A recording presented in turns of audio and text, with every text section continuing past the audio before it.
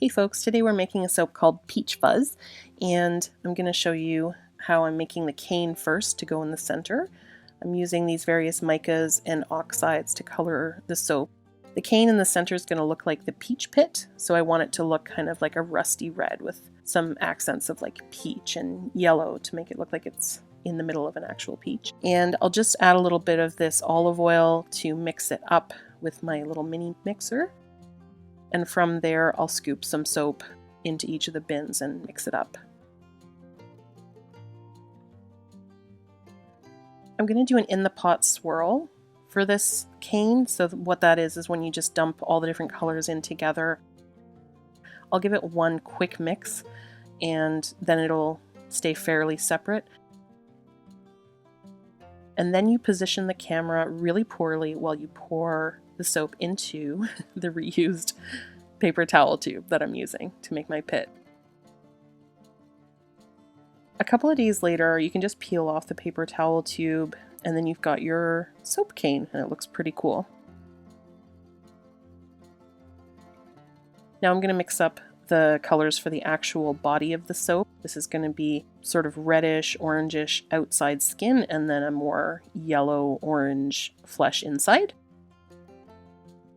I use olive oil again to disperse my color so that it's easier to mix into the soap. So I've made up my soap. Now I'm going to add some fragrance oil that smells like peaches. It's super great. It's like a candy kind of smell. It's really nice. The red and the kind of browny orange is going to go in this. I'm going to actually mix in some ground pumice to give it a fuzzy feeling for the skin. It'll also exfoliate. I'm putting in the reddish color, which also has pumice. I just didn't show that. And also the orangish color, because peach skins aren't really a solid color. They're kind of mottled orangey reddy. So then I'm going to do my best to coat all the sides. I want it almost to make like a little shell. And then I put a little bit of the flesh color inside the skin color because I don't want the cane to sit right on the bottom.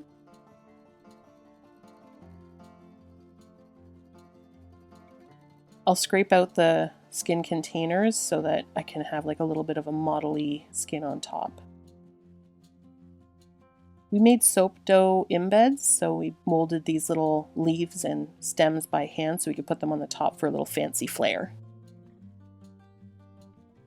Then we just let it sit for a couple of days and we're ready to cut.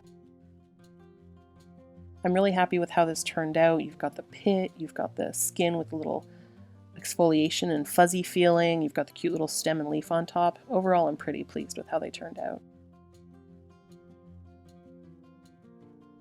You can get these soaps now on tubbytabby.com. They're only while supplies last. We only made about a dozen of them, so you'll want to grab them quick. Thanks for watching today, and be sure to like and subscribe so that you catch us in our future videos.